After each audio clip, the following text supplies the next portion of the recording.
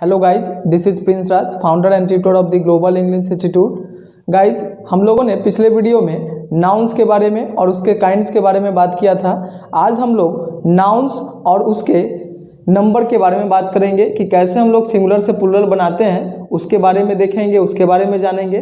तो चलिए आज हम लोग सिंगुलर से प्लूरल बनाना सीखते हैं, कैसे हम सिंगुलर नाउन को प्लूरल नाउन बनाते हैं उसके बारे में डिटेल से समझेंगे। चलिए तो गाइस, चलिए आज हम लोग शुरू करते हैं। लेकिन नाउन नंबर पढ़ने से पहले हम लोग देख लेते हैं एक अनदर क्लासिफिकेशन ऑफ नाउन्स जो काउंटेबल और अनकाउंटेबल के आधार पे होता है। यानी वैसे नाउन जिसको हम गिन सकते हैं और वैसे नाउन जिसको हम नहीं गिन सकते हैं, उसके आधार पे भी हम नाउन को डिवाइड करते हैं। उसी को काउंटेबल और अनकाउंटेबल नाउन के नाम से हम जानते हैं। The noun which can be counted is called countable noun and the noun which can not be counted is called uncountable noun.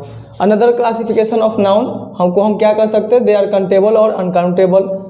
Countable nouns में कौन कौन नाउन आते हैं? जो कॉमन नाउन हमने आपको कंक्रीट नाउन का जो काइंड्स बताया था, जिसमें कॉमन और कलेक्टिव को हम काउंटेबल नाउन कहते हैं। क्यों? क्योंकि इसका प्लूरल फॉर्म हो सकता है, यानी इस नाउन को हम गिन सकते हैं। जबकि अनकाउंटेबल नाउन में कौन कौन आता है? मटेरियल एंड एब्स्ट्रैक्ट नाउन, जिसको हम नहीं गिन सकते हैं और इसका प्लूरल फॉर्म नहीं होता है। तो ये था आपको काउंटेबल और uncountable noun. According to some grammarians, proper noun has been rewarded और separate category। और इस कारण से अगर हम देखें अनदर क्लासिफिकेशन ऑफ नाउन्स में, तो प्रॉपर नाउन को एक अलग कैटेगरी में रख दिया गया है, जिसका हम प्लूरल नहीं बनाते हैं। प्रॉपर नाउन को भी हम सिंगुलर वर्ब का ही प्रयोग उसके साथ करते हैं, क्योंकि वो फॉर्म सिंगुलर ही लेते हैं। बाकी जो चार नाउन थे हमारे, वो कॉमन और कलेक्टिव काउंटेबल नाउन में आते हैं। Material and abstract noun uncountable noun में गिने जाते हैं। अब हम लोग बात करेंगे नाउन्स और नंबर की। नाउन्स और नंबर की बात करें तो देखते हैं what is nouns and what is numbers. It is distinction between nouns to express one thing और मोर देन वन थिंग। यानी ये जो है नाउन यानी संज्ञाओं के बीच का अंतर है, भेद है, जो कि यह बताता है कि कौन सिंगुलर है और कौन प्लूरल है। यानी इसके बीच का जो डिफरेंस होगा उसी को हम लोग नाउन नंबर के अंतर्गत पढ़ते हैं। It is notable that only countable nouns can be made plural. यह बात ध्यान देने योग्य है कि काउंटेबल नाउन यानी जो नाउन जिसको हम गिन सकते हैं उसी को प्लूरल बना सकते हैं, यानी उसी का प्लूरल हम बना सकते हैं जो नाउन गिना जा सकता है। तो प्लूरल बनाने के कई तरीके हैं। Plurals can be made in several ways, यानी प्लूरल्स बनाने के विभिन्न तरीके हैं। कई तरीके से हम बना सकते हैं, उसको हम लोग देखते हैं। चलिए आगे है बाई एडिंग। फर्स्ट है हमारा प्लूरल्स कैसे हम बना सकते हैं। तो पहला हमारा है बाई एडिंग एस और ई एस या E N to the singular. यानी हम जब किसी सिंगुलर काउंटेबल नाउन में जब हम एस या ई एस जोड़े या ई एन जोड़े तो वो प्लूरल बन जाता है। जैसे टॉय में toys, bench benches, E S जुड़ गया। क्विज में ई एस जोड़े तो क्यूजेज यानी प्लूरल फॉर्म हो गए। ऑक्स में ई एन जोड़ते हैं तो ऑक्सन यानी ये इसका प्लूरल फॉर्म बन जाता है। ये पहला मेथड था।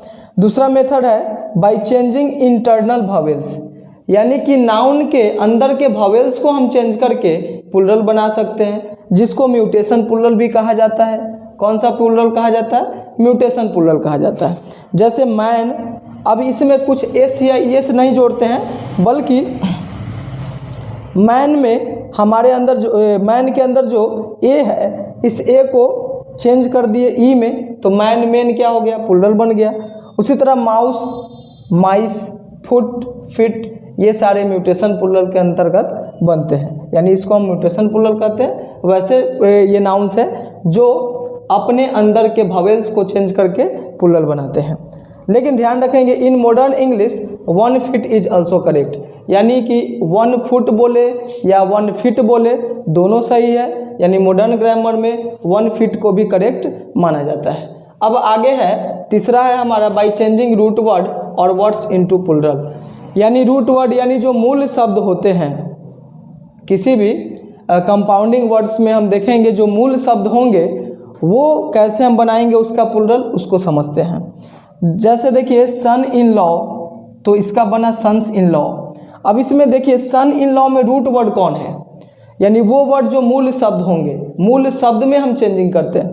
तो सन इन लॉ, अगर सन को हम हटा दें, इन लॉ का कोई अर्थ नहीं रह जाएगा, यानी हमको पहचानना पड़ेगा कि रूट वर्ड कौन है। तो इस वाले कंपाउंडिंग वर्ड में सन जो है रूट वर्ड है और सन में एस लगा दिए, यानी सन्स इन लॉ, जिसका अर्थ होता है दामाद, यानी एक से अधिक दामाद, सन्स इन लॉज। उसी तरह स्टेप मदर, मदर बोले तो समझ में आता है माँ, स्टेप अगर सिर्फ अलग से बोले तो उसका ये अर्थ नहीं देगा, जब दोनों एक साथ रहेगा स्टेप मदर तो सौतेली माँ, यानी कि इसमें भी रूट वर्ड हमारा मदर है तो स्टेप मदर्स बना।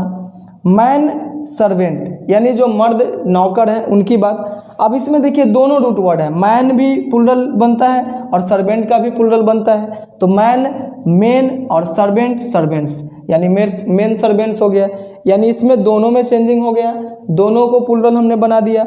उसी तरह वीमेन डॉक्टर, तो वीमेन डॉक्टर्स, ये इस तरह से प्लुरल बनाए जाते हैं, जिसको हम लोग चेंजिंग रूट वर्ड कहते हैं। और रूट वर्ड्स एक वर्ड भी हो सकते हैं या एक से अधिक भी कंपाउंडिंग में हो सकते हैं। जैसे आपने यहाँ देखा कि दोनों रूट वर्ड थे, जबकि इस वाले कंपाउंडिंग में सिर्फ सन ही रूट वर्ड थे। इस तरह से हमने इसका प्लुरल देखा। उसके बाद एक और है, by adding apostrophe S to the letter and digit, यानी किसी लेटर या डिजिट में जब हम एपस्ट्रॉफी एस लगा देते हैं तो वो भी प्लुरल बन जाता है। जैसे L apostrophe S, 5 apostrophe S, fives, L's. जैसे एग्जाम्पल समझिए, there are more E's than A's in this page, यानी इस पृष्ठ में ए से ज़्यादा ई की संख्या, यानी एक से ज़्यादा ई होगा और एक से ज़्यादा ए होगा और उस दोनों के बीच तुलना हो रही है। तो देखिए ईज देन एज, यानी एज से ज़्यादा ईज की संख्या है, यानी ई एक बार से अधिक आया होगा, यानी जब 3 ईज है तो इसको आप 3 ईज लिख सकते हैं। बात समझ में आ रही है। उसके बाद है हमारा ऐड 2 5s एंड 4 2s, यानी 2 बार 5, कितनी बार, 2 बार, और फिर है 4 2s, यानी कितने बार, तो 4 टाइम्स 2s, इसको ऐड, यानी देखिए 5 भी रिपीटिंग है, यानी कि इसका 5 का प्लुरल, यानी जब हम इसको दर्शाना होगा तो 2 5s लिख सकते हैं। उसी तरह ये 1 2 3 4, यानी 4 2s लिख सकते हैं इसको हम लोग। इस प्रकार से हम लेटर या डिजिट को भी प्लुरल बना सकते हैं एपॉस्ट्रोफी एस लगाकर। जैसे हम लोगों ने भी टेबल पढ़ा है, आप लोगों ने भी पढ़ा होगा, 2 1s are 2, 2 2s are 4, लेकिन होता क्या है कि 2 1 जा 2, 2 2 जा 4 लोग पढ़ देते हैं, लेकिन 2 2 जा कुछ नहीं होता है, 2 2s are होता है, इसीलिए हमने यहाँ लिख दिया है 2 2s are 4 होता है, 2 2, सॉरी यहाँ r छूट गया, 2 2s are 4, यानी यहाँ भी वही बात लिखा हुआ है, यानी यहाँ हमने लेटर में लिखा है और यहाँ डिजिट में लिखा है। तो जब डिजिट में हम एपॉस्ट्रोफी एस लगाएंगे तो भी ये प्लुरल को डिनोट करेगा, यानी 2 2 जार 4, 2 3 जार 6, इस प्रकार से आपने जो पढ़ा है तो उसको आर बोलेंगे। अगर आप अपने बच्चे को पढ़ाते हैं, घर में कोई भी जूनियर है, तो उसको 2 2 आर बोले, ना कि 2 2 जा बोले, तो इसको ध्यान रखेंगे। इस प्रकार से हमने देखा कि सिंगुलर से प्लुरल कैसे बना सकते हैं, पहला मेथड, फिर दूसरा, फिर तीसरा, चौथा।